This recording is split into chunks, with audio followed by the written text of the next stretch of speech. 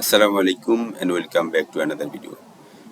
এই ভিডিওতে আমরা দেখব যে আপনার পিসিটাকে কিভাবে ফাস্ট করতে পারেন। অর্থাৎ আপনার পিসি যদি নরমালি একটু স্লো কাজ করে থাকে তাহলে আপনি কিভাবে বুঝবেন যে কোন অ্যাপসটি আপনার পিসিকে স্লো করে দিচ্ছে এবং কিভাবে সেটাকে রিমুভ করবেন। তো এই জন্য আমরা প্রথমে যাব টাস্ক বারে রাইট ক্লিকে টাস্ক ম্যানেজার এবং এখানে নরমালি সিপিইউ এবং মেমোরি নরমালি সিপিইউ যদি 10% প্লাস থাকে তাহলে আপনার পিসিটা স্লো কাজ করতে পারে এবং মেমোরি যদি 80% হয়ে যায় তাহলে অবশ্যই আপনার পিসির মেমোরিটাকে স্লো করার বা কমানোর ব্যবস্থা করতে হবে।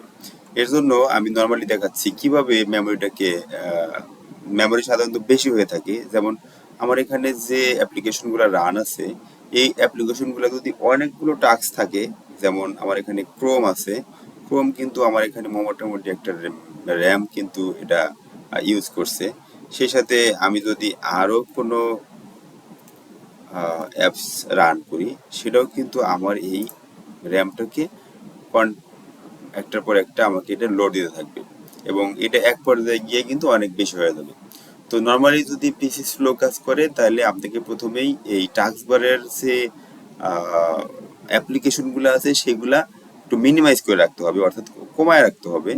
যদি অনেকগুলা টাস্ক বারের অ্যাপ্লিকেশন অনেকগুলা টাস্ক একসাথে রান করে থাকে সেক্ষেত্রে কিন্তু আপনার পিসি স্লো কাজ করবে। এবং নর্মালি আমরা আরো কিছু অ্যাপ্লিকেশন চেক করতে পারি। যেমন আমি উইন্ডোজ ক্লিক করছি, উইন্ডোজ প্লাস আর দিয়ে এখানে আমি দেব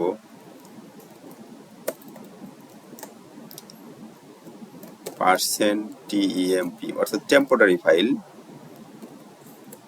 দিয়ে রান দিব। এই টেম্পোরারি ফাইল যদি খুব বেশি হয়ে থাকে, অর্থাৎ বা এখানে অনেক বেশি হয়ে থাকে, বা নর্মালি আপনি কন্ট্রোল এ বা কন্ট্রোল ওয়াল দিয়ে কিন্তু এটা ডিলিট করে দিলে এখানে কিন্তু কিছুটা স্লোয়ার হওয়ার ইস্যু থাকে, বা এই ডিলিট করলে কিন্তু কিছুটা ফাস্ট হতে পারে। তো এখানে সব কিছু ডিলিট হবে না, কিছু জিনিস টেম্পোরারি রান থাকবে। এজন্য আমি যেগুলা ডিলিট হবে না সেগুলো আমি স্কিপ করে বাকিগুলো ডিলিট করে দিচ্ছি। এবং সেই সাথে আসলে এই রানগুলোতে অত বেশি কিন্তু ফাস্টার হয় না। ম্যাক্সিমাম স্লোয়ার হওয়ার মূল কারণটা কিন্তু থাকে এইখানে যে টাস্ক বারের ইস্যুটা। এবং সেই সাথে আরেকটা বিষয় থাকে, যদি আমার পিসিতে সি ড্রাইভটা খুব বেশি ফুল থাকে, যেমন এখানে আমার সি ড্রাইভ কিন্তু অনেকাংশে ফ্রি আছে, যদি সি ড্রাইভটা একদম আপনার রেড লেভেলে চলে যায়, অর্থাৎ 80% ইউজ হয়ে থাকে, সেক্ষেত্রেও কিন্তু এই সমস্যাটা হবে। তো অনেক সময় দেখা যায় যে আমার সি ড্রাইভটা অনেক ফুল আছে, বাট আমি কোনো কারণ খুঁজে পাচ্ছি না যে কেন সি ড্রাইভটা ফুল হয়েছে। যেমন সি ড্রাইভটা ফুল হওয়ার মূল কারণটা থাকে যদি আমার ডাউনলোডসের ভিতরে হিউজ ফাইল থাকে, ডকুমেন্টের ভিতরে ফাইল থাকে এবং ডেস্কটপের ভিতরে ফাইল থাকে। তো আমি ডেস্কটপ, ডাউনলোড এবং ডকুমেন্ট সবগুলাই ক্লিয়ার করেছি, তারপরেও কিন্তু অনেক সময় এই সি ড্রাইভটা কিন্তু ফুল থাকে। তো এই সি ড্রাইভটাকে ফ্রি করার জন্য আমাকে যে কাজটা করতে হবে আমি একটু করে দেখাচ্ছি। উইন্ডোজ প্লাস আর, সরি আমি নর্মালি উইন্ডোজ চাপছি, তবে এখানে আমি যদি আপনি উইন্ডোজ 11 ইউজার হয়ে থাকেন তাহলে কিন্তু এই সিস্টেমটা ইউজ করতে হবে।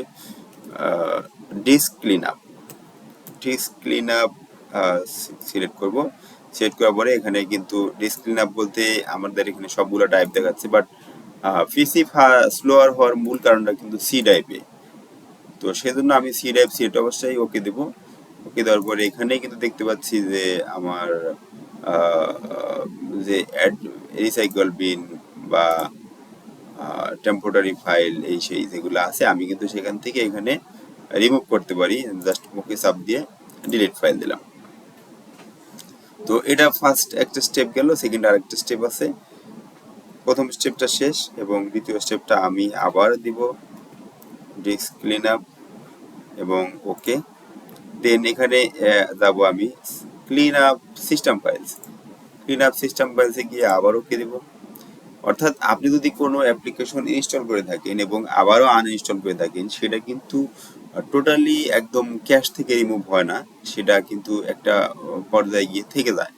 তো এখানে এই অবস্থায় গিয়ে কিন্তু আমরা আহ, এখান থেকে এই যে উইন্ডোজ আপডেট ক্লিন আপ বা এরকম অনেক ফাইল কিন্তু থাকে, যেমন আমি কিন্তু দেখেন এখানে দুইটা সিলেক্ট করার কারণে কিন্তু অলরেডি এখানে 1.13 জিবি কিন্তু সিলেক্ট হয়েছে, যেটা আমি ডিলিট করলে কিন্তু আমার এই সি ড্রাইভ থেকে কিন্তু এইটুকু আমরা ফ্রি স্পেস পাবো। তো আমি নর্মালি দেখাচ্ছি এটা 155 জিবি ফ্রি আছে। আমি যদি এটা ডিলিট করি আমার কিন্তু এটা 156 জিবি হয়ে যাবে, কারণ 1 জিবি কিন্তু আমার এই ডিস্ক ক্লিন আপ থেকে চলে আসবে। তো এইভাবে আমরা আমাদের পিসিটাকে ফ্রেশ রাখতে পারি, এবং ফ্রেশ রাখলে আমরা অলমোস্ট নিউ ইনস্টলেশনের মতোই কিন্তু পারফরমেন্স আমার পিসিতে পাওয়া সম্ভব, যদি আমাদের এই সাইটগুলো ঠিক থাকে।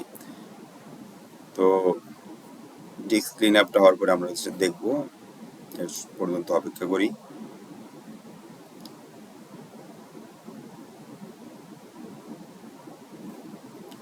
ভিডিওটা পোস্ট করছি।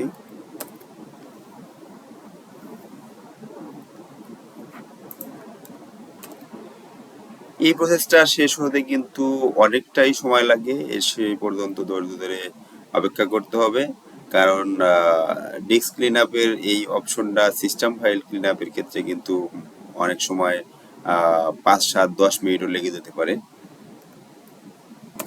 এবং সেই সাথে আরেকটি বিষয় খেয়াল রাখতে হবে যে কোনো আনওয়ান্টেড অ্যাপ্লিকেশন অনেক সময় আমাদের ভুলের কারণে কিন্তু ডাউনলোড হয়ে যায়। সেই অ্যাপসগুলা কিন্তু আমাদের এখান থেকে সরাই নিতে হবে, অর্থাৎ আমি যাচ্ছি প্রোগ্রামস,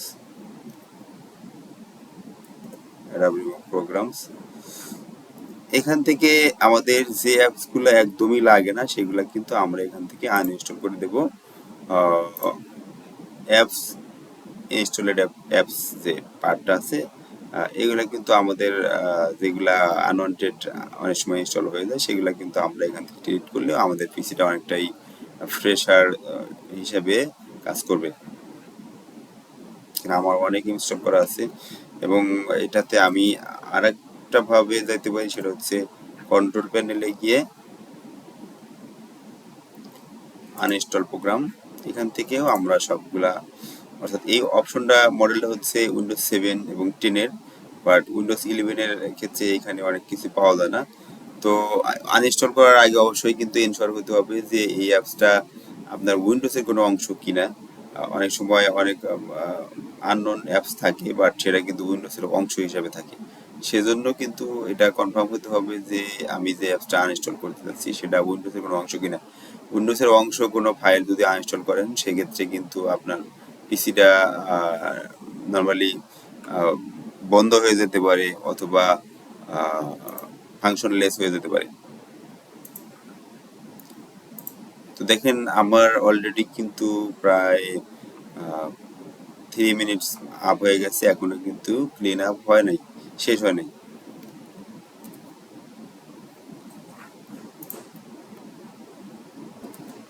এবং এই ডিস্ক ক্লিন আপের সময় কিন্তু পিসিটা অনেক লোডে থাকে। দেখেন আমার সিপিইউ কিন্তু 80% বা 90% অলমোস্ট লোড নিচ্ছে, শুধুমাত্র এই ডিস্ক ক্লিন আপ করার কারণে।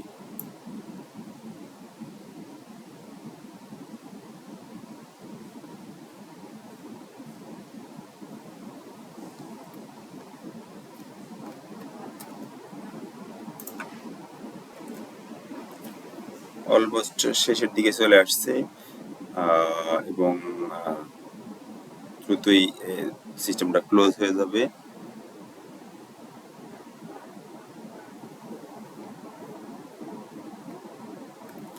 এটা অটোমেটিক্যালি ক্লোজ হবে। তো আমার ডিস্ক ক্লিন আপ প্রসেসটা শেষ হয়েছে, এবং আমি এখন দেখব যে আমার এখানে কিন্তু 155 ছিল, এবং রিলোড দিলে কিন্তু দেখেন এখানে সব মিলে 159 জিবি, অর্থাৎ 4 জিবি স্পেস কিন্তু এখানে বেড়েছে শুধুমাত্র এই ডিস্ক ক্লিন আপ করার কারণে। তো ভিডিওটি শেষ পর্যন্ত দেখার জন্য ধন্যবাদ।